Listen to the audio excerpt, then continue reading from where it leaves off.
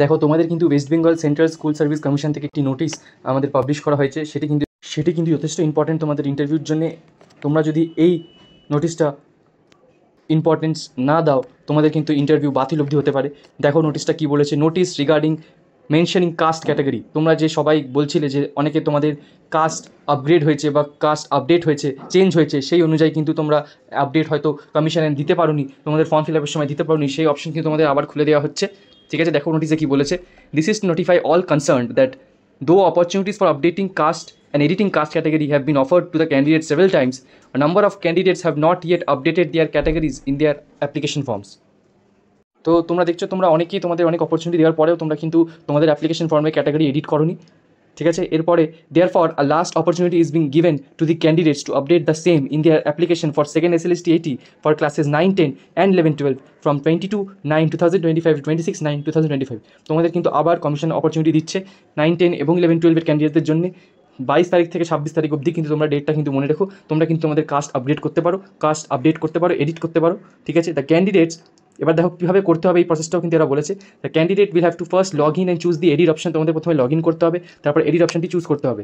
Then she will have to select the category from the drop down menu. তোমাদের কী category সেটা কিন্তু তোমাদের ড্রপ ডাউন মেনু থেকে চুজ করতে হবে। The candidate will also have to specify his sub category, the applicable certificate number and issuing authority. তোমাদের কিন্তু সাব ক্যাটাগরি কী আছে সেটা কিন্তু আমাদের স্পেসিফাই করতে হবে। তারপর তোমাদের সার্টিফিকেট নাম্বার এবং ইস্যুইং অথরিটি পুরোটাই তোমাদের কিন্তু সেপারেট টেক্সট বক্সে লিখতে হবে। After the category is chosen from the drop down, তোমাদের ক্যাটাগরি চুজ করার পরে। In any case, the candidate fails to update to his or her category within 26/9/2025, the category of such candidate would be treated as general. এটা কিন্তু খুব important. তোমরা যারা ধরো OBC B থেকে এ হয়েছো বা এ থেকে বি হয়েছো, যাই হয়েছে, ঠিক আছে, তোমাদের কিন্তু কাস্ট আপগ্রেডেশন সার্টিফিকেট কিন্তু তোমাদের কমিশনে আপলোড করতে হবে। সেটা যদি তোমরা না করো, তোমাদের কিন্তু অ্যাজ জেনারেল ট্রিট করা হবে। ঠিক আছে, তোমাদের যাদের অনেকেরই কিন্তু আমি শুনছিলাম যে ওবিসি বি থেকে ওবিসি এতে তোমাদের আপগ্রেডেশন, কাস্ট আপগ্রেডেশন হয়েছে, এরকম যাদের হয়েছে তারা কিন্তু শীঘ্রই এই নোটিশটাকে ইম্পর্টেন্স দিয়ে আপডেট করো। এডিট অপশানটি কিন্তু তোমাদের 22 তারিখ থেকে, কাল থেকে কিন্তু তোমাদের এই অপশানটি খুলে গেছে, তোমরা আপডেট করো।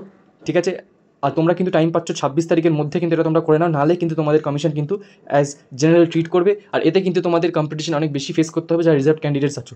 ঠিক আছে, যত তাড়াতাড়ি পারো কিন্তু এটি করে ফেলো, কারণ এটা কিন্তু আমাদের ইন্টারভিউতে কিন্তু অনেক প্রবলেম হতে পারে। যাদের কাস্ট নিয়ে, যাদের কাস্ট সার্টিফিকেট কিন্তু এখনও তোমরা পাওনি বা এখনও তোমাদের অন প্রসেস আছে, সেটা কীভাবে তাড়াতাড়ি তোমরা ফার্স্ট পেজ তোমরা প্রসেস করার চেষ্টা করো। ঠিক আছে, তোমরা অথরিটির সাথে কথা বলো, আর যদি সেটা না হয় তাহলে কোর্ট থেকে কিন্তু একটা এফিডেভিট করে নিতে পারো যে আমার এরকম কাস্ট সার্টিফিকেট আছে, কিন্তু সেটা কিন্তু এখনও অনগোয়িং আছে, অন প্রোগ্রেস আছে, তাই জন্য আমি এখনও এটা দেখাতে পারছি না। এটা কিন্তু কোর্টের থেকে তোমরা এফিডেভিট করে নিতে পারো, তাহলে তোমাদের সুবিধা হতে পারে।